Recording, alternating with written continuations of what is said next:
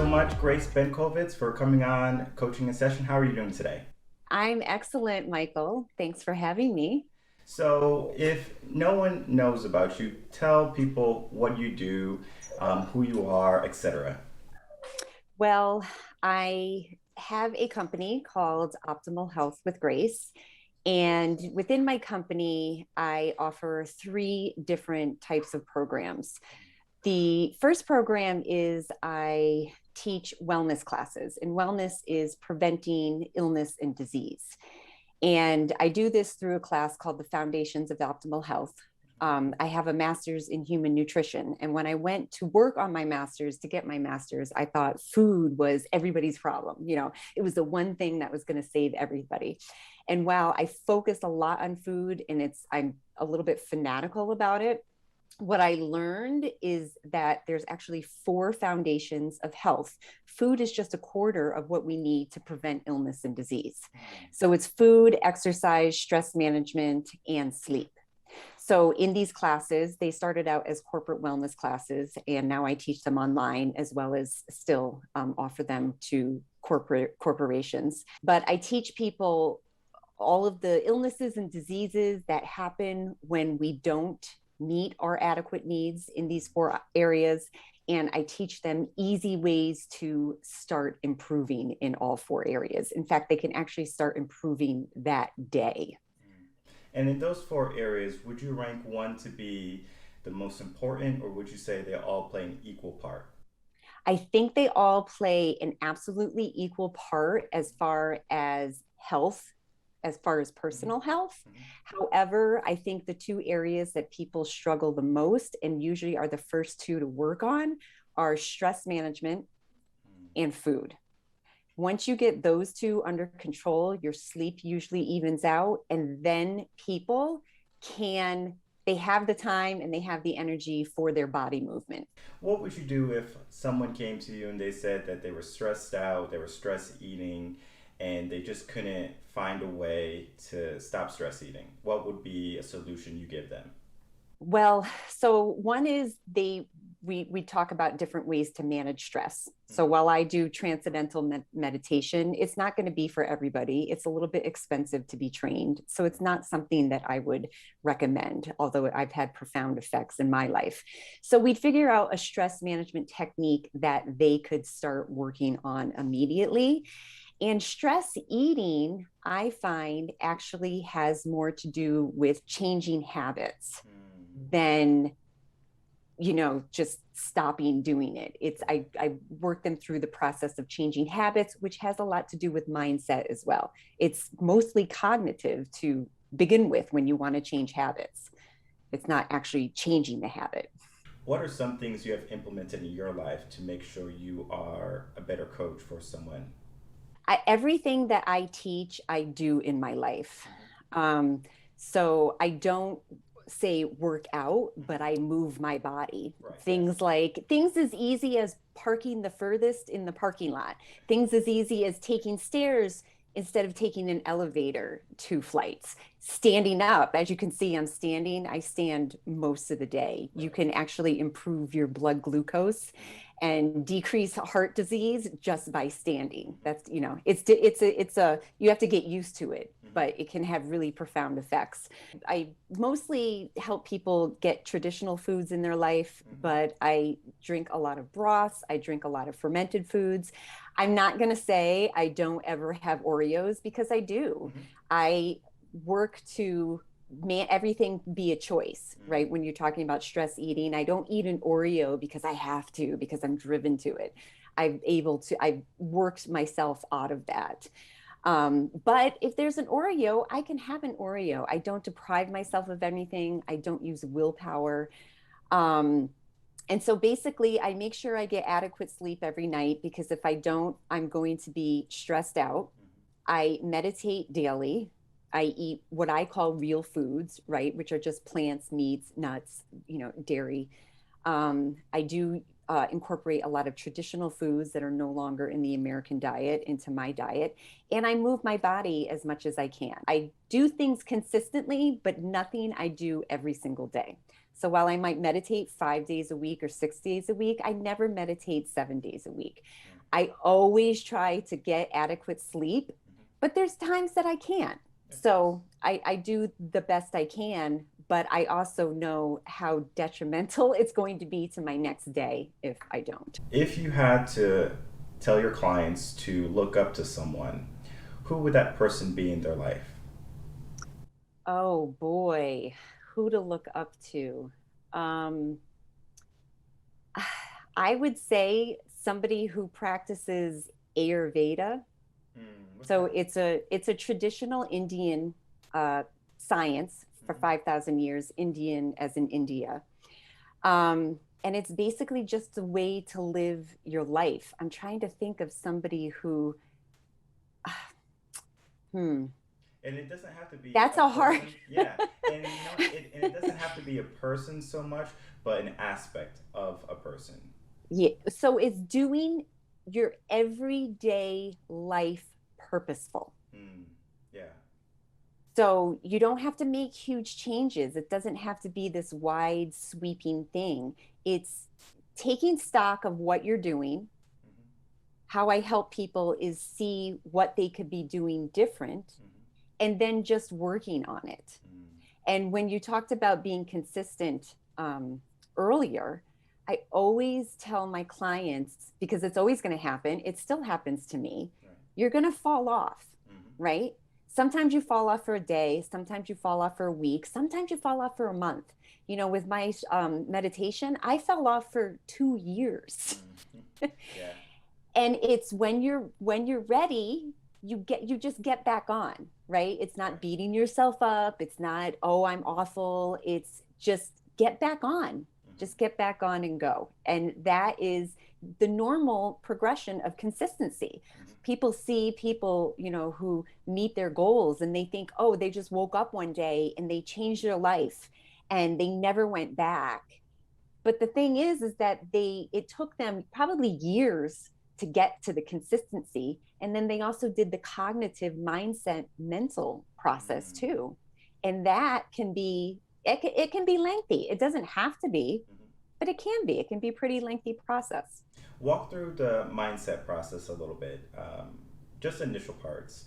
So, what you do typically with a new client, they're coming in and you want to get their mental in a certain mindset or a certain frequency to be more proficient. So when you mentioned stress eating before, because that's actually with my personal coaching clients, that's one of the things I do is I help people who cannot, I shouldn't say cannot, they are having a difficulty not going back to the sugar. It's Mm, usually sugar. yeah.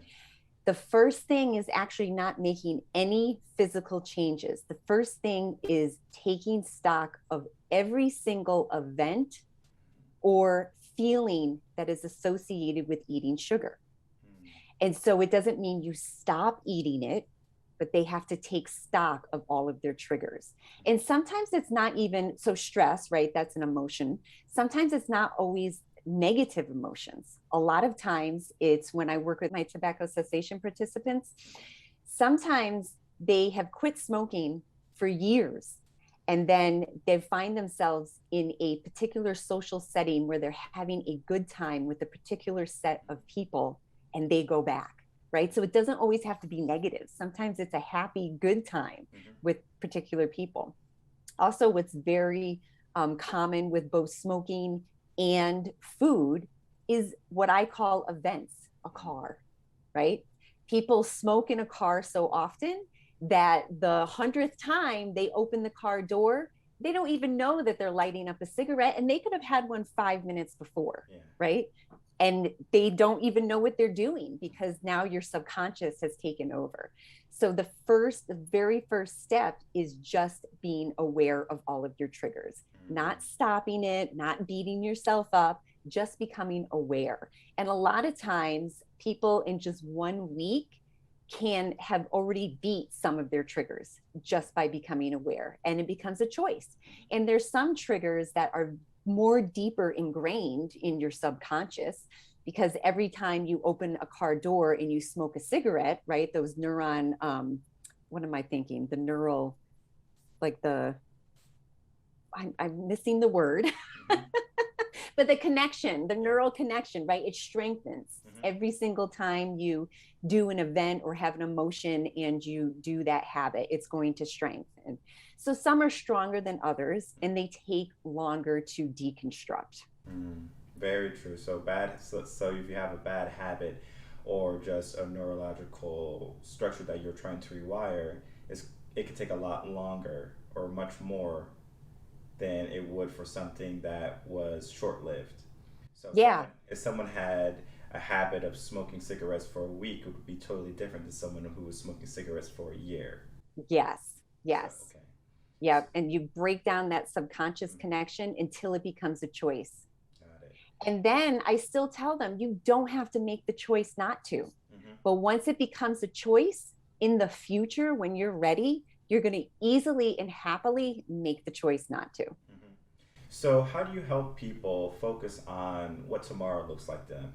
What 5 years or 10 years looks like for them? So, we're looking at like they have the option to not smoke or not to stress eat or whatever the case may be. But we're looking at 5, 10, 20, 30 years in the future. Do you do work like that with them, or is it more so right now? Let's focus on right now. Yeah, I actually, that you bring that up, I've never, no, I've never even thought of it. Mm-hmm. It's No, and usually, it's yeah. people who are ready to make Mm-hmm. changes now. They know maybe they used to be a way and now they're a different way and they don't know how to get back, or maybe they were never that way but always want to be that way. So I do I do work on envisioning, Mm-hmm. envision and feel what it's going to feel like, right? That's part of the mindset Yeah, and of that's course. part of, getting in that energy. Mm-hmm. But yeah, I typically focus on, what you're going to do for the next week or the next 2 weeks in between our sessions.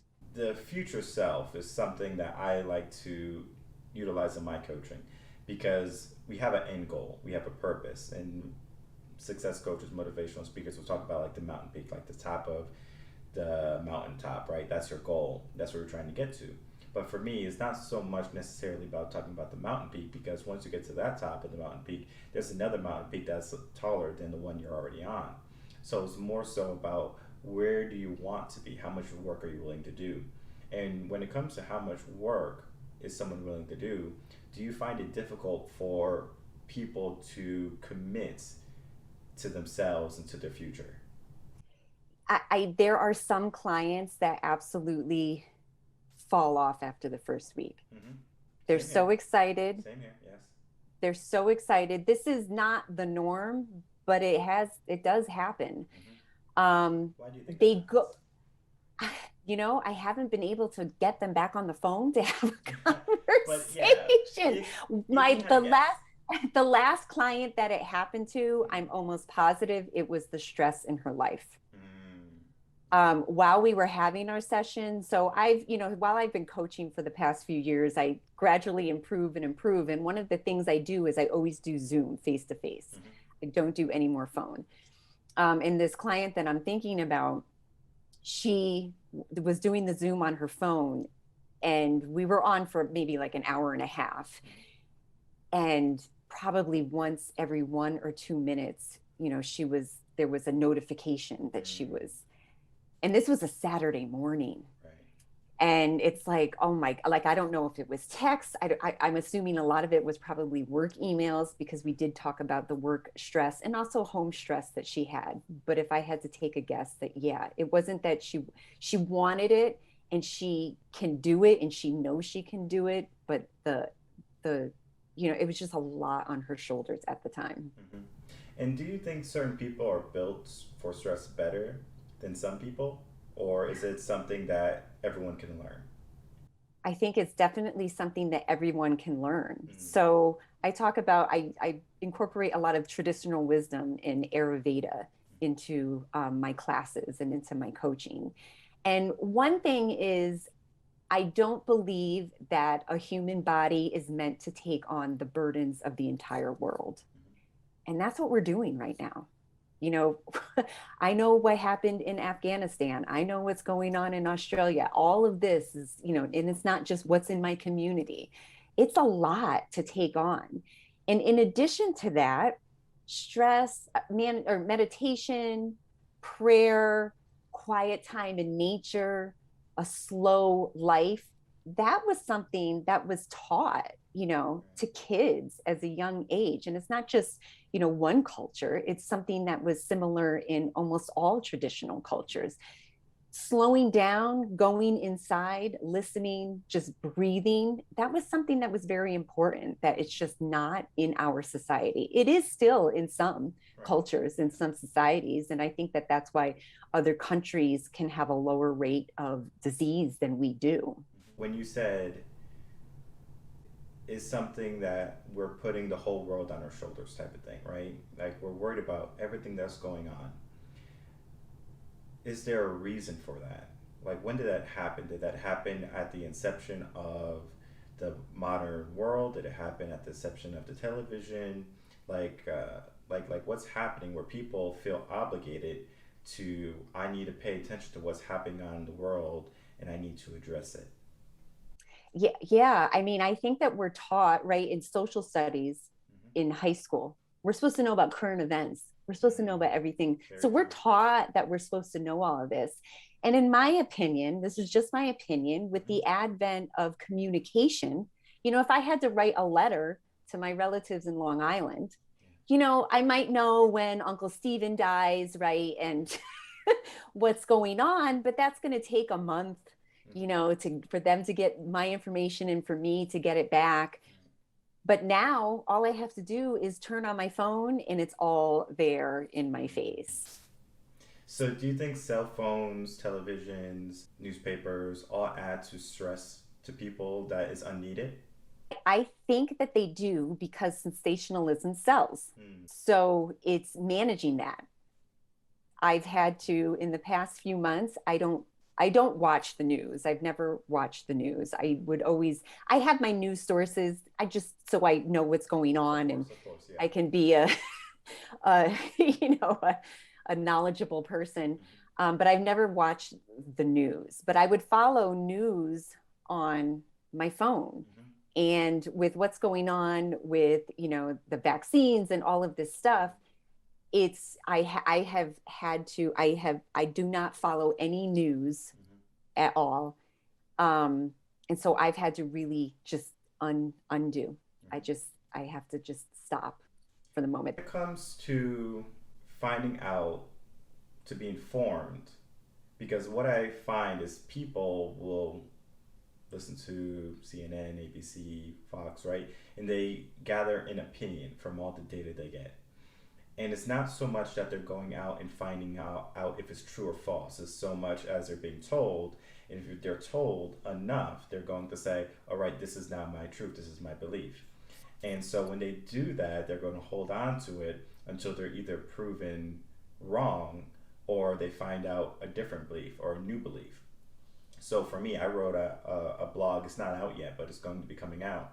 And it's how to find news, right? How to be informed without being misinformed.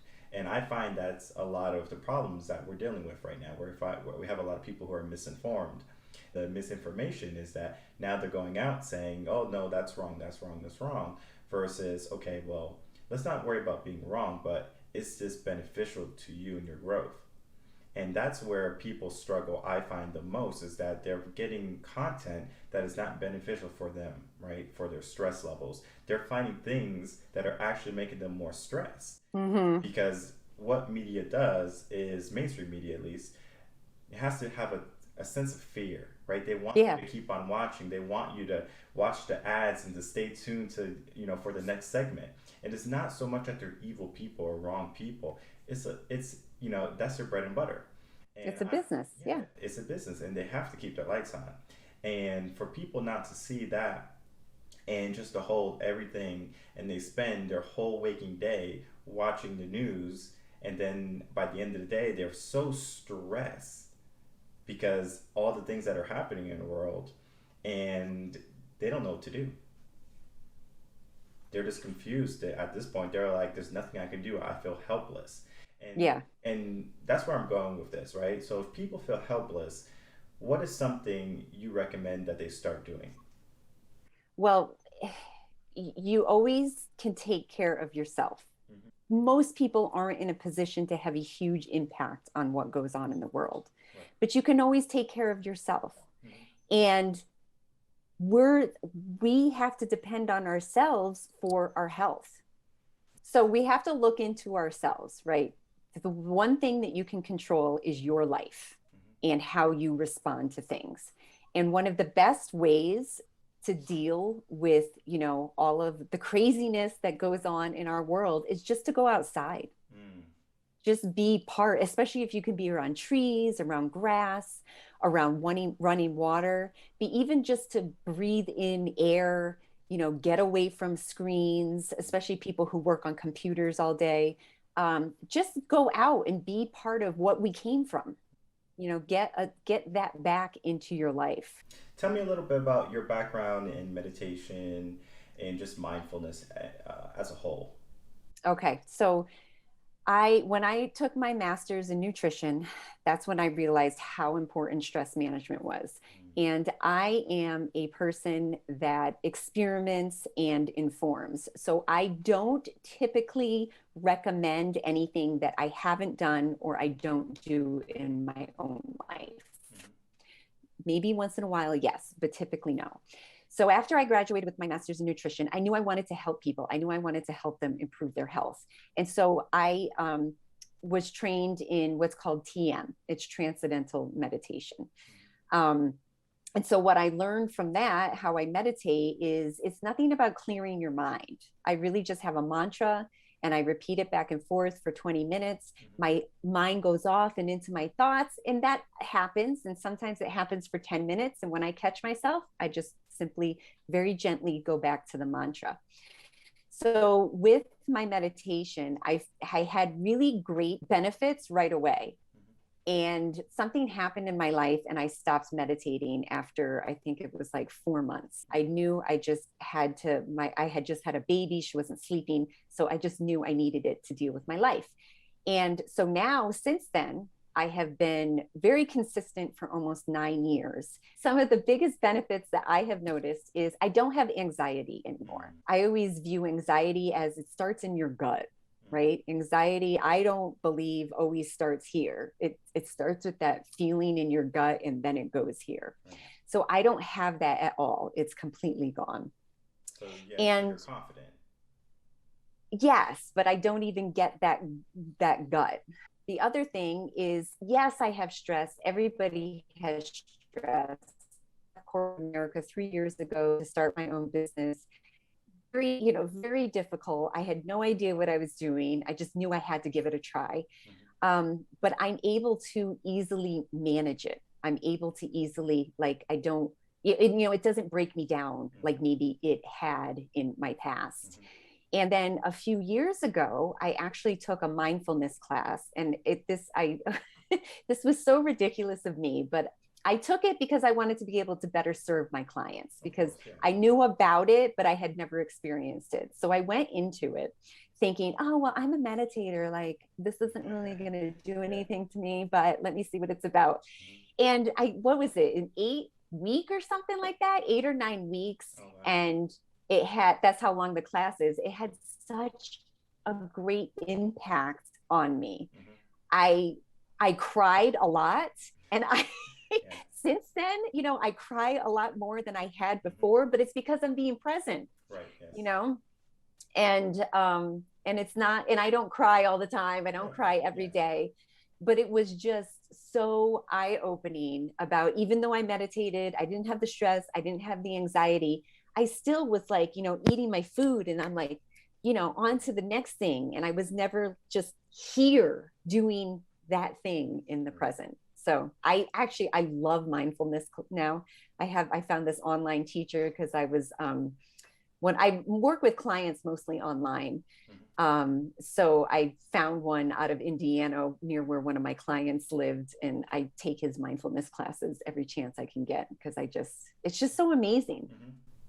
Yeah, it's very empowering to find out how powerful you are because many people don't realize how much potential they have within them. And just being aware of everything that you do and everything that you can do is empowering. Where, yes, the world is very stressful right now, right? Everything is put on a silver platter on your smartphone for you to view, right? So all the hardships, all the difficulties, challenges, violence, it's there for you to see, and all that negativity is going to weigh down on you.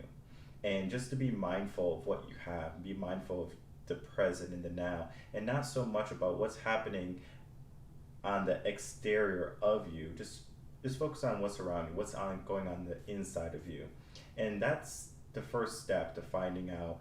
All right, what's my purpose? You know, what is my gift? Right? What do I want to accomplish in my life? And all of those types of thinking typically stems from being mindful, more mindful, and to get any type of training or any type of workshop that has mindfulness as the center and the core is going to be beneficial. And working with coaches, especially who focus on mindfulness, is going to be an asset for anyone who's working with that coach. So that leads to my next question. Many coaches in the world, right? We have many fitness coaches, many success coaches, career coaches, mindset coaches. What makes you a little bit different, right? What gives you that spice, that kick that people are going to say, "Oh, I like Grace." Right. Well, the first thing is, like you just said, is I always incorporate mindset and habit changing into my sessions. Mm-hmm. So, not necessarily always mindfulness, but things can be as easy or as difficult as we decide. Right. And so it's always, helping them understand that. That is really actually with tobacco cessation participants. That's actually one of the things that's most helpful to them. They, a lot of people at the end of the session, because when I work with, I do corporate tobacco cessation programs, Mm-hmm. and the participants actually don't have to quit to complete the program. Mm. They just have to, go through the program. And at Okay. the end of it, most of them say, I went through this so I could lower my health insurance. I never thought that I could actually Yeah. quit. I thought it was going to be the hardest thing I'd ever have to do. So I didn't even bother trying. But now I think I can actually quit. So, because I talk about mindset and also I show them how to cognitively deconstruct the habit. Mm-hmm. So, they might not be ready to do it at that time because, like I said, they went into it to get a lower health insurance rate and it's a 6-week program. But just our conversations, they, when they start to implement it a little, and it's like, wow, I can actually do this. I can make this into a choice, and then I can make it into choosing not to. Another thing that I think makes me different is I gear more towards traditional wisdom in Ayurveda rather than modern science. I do use modern science. I'm on PubMed. I'm not sure if you're familiar with that, but it's our government database of all published research. I utilize that a lot. That's always my first go-to. But what I have found with food and with health, there's a lot of science for profit. And science for profit can often come to the conclusion of whatever the entity that's paying that scientist wants them to. So that's why I always check science, right? And I have certain doctors that I always, go to their websites first to find out the scientific information. But I also incorporate it with traditional wisdom, things that humans have done for thousands and thousands of years. Mm-hmm. It's just in this country, we are no longer doing them, just in the last maybe 150 years. And then lastly, I always give my clients 24/7 access to me. Mm. So they can, if they're at the grocery store, they can send me pictures, they can text me. There are times that because I have coaching clients that can't digest food, and I help them incorporate some very easily and nourishing digestible foods Mm-hmm. and supplements. And there's times that they're stuck. So we hop on, an extra session. I don't count it towards their session. There are clients that have ended their session and it's been months later, and I get a text or an email and they're like, I'm really struggling. And so we hop on a call together. Mm-hmm. Um, and yeah, so I think that also makes me different, is they can contact me anytime for the Mm-hmm. rest of their lives. Being there and present for your clients is definitely good signs of a coach that you want to have in your corner. And the way I like to view coaching is not someone who's going to be on the opposite side. They're gonna be right next to you, right, the whole way. Yeah. So I'm not going against you. I'm there to keep you up. Like if you get knocked down, I'm making sure you don't fall all the way down, right? If you're struggling, I'm there to make sure we can get through that struggle. And just having a coach that's going to be there with you, as you said, 24/7, is so powerful because you never know when an urge is gonna hit you, or like a negative thought's gonna hit you, or just a moment of weakness, and you say, you know what, I just need to get this off my chest. I need to be able to communicate. And what's happening in our current society is that people have become so ill mannered when it comes to being socialized. And COVID 19 didn't help any. If you think about how people were locked inside for a year and a half, they didn't really have much interaction with people. And now that they're getting back out into the world, they are having a hard time being effective communicators and effective participants Mhm. of society. So working with a coach who's able to work with them on that and to say, hey, I'm here for you, to remind them that, hey, it's going to be okay. It's powerful. And Yeah. kudos to you for being able to do that. All in all, though, if someone's on the fence, right, with coaching, right, because people typically are on the fence of seeing a therapist, seeing a dietitian, a trainer, a coach, and they just need a last push. And most of the time, that last push is a trauma. And as much as I hate to say it, that is what brings a lot of my clients to me, is that people have a hardship in their life, some type of trauma, breakup, divorce, uh, doctor's note, right, that they have some type of illness or disease, and they come to me for assistance. It wasn't until that negative type of thought came into their mind, or trauma came into their life, where they're starting to say, oh, I need to get better before it's too late. How can we get people, or what is some ways, or your opinion on how to get people to be more active in their life, more active to pursue better without getting a doctor's note saying that, they have lung cancer, or that they are obese, etc., etc. I think showing people how easy it can be. So that's what I try to do on my social media, is show that I'm not fanatical, right? You don't have to be fanatical to be healthy. And that's a perception that people have. And I try to show them that I just live my life. I don't do anything special. I don't buy expensive equipment. I don't buy expensive supplements. I'm not on a regimented, strict diet. I just live my normal life. So I think at least in my opinion, or how I, you know, do it, is I just show them what I do and Mm-hmm. show them how easy it is. Like I bake bread, right? I make my own bread. It's three ingredients. Three ingredients. Get back, showing people to get back to the simplicity. Mm. Simple is sometimes better, Yes. right? Yes. Great. I want to thank you so much for your time today. It was a wonderful interview. You have some great content. I'm sure the clients who are working with you are going to be getting to where they need to be without any type of hardship, difficulties. It seems like you're a wonderful coach. Thank you. And thank you for the opportunity. I really, truly appreciate it.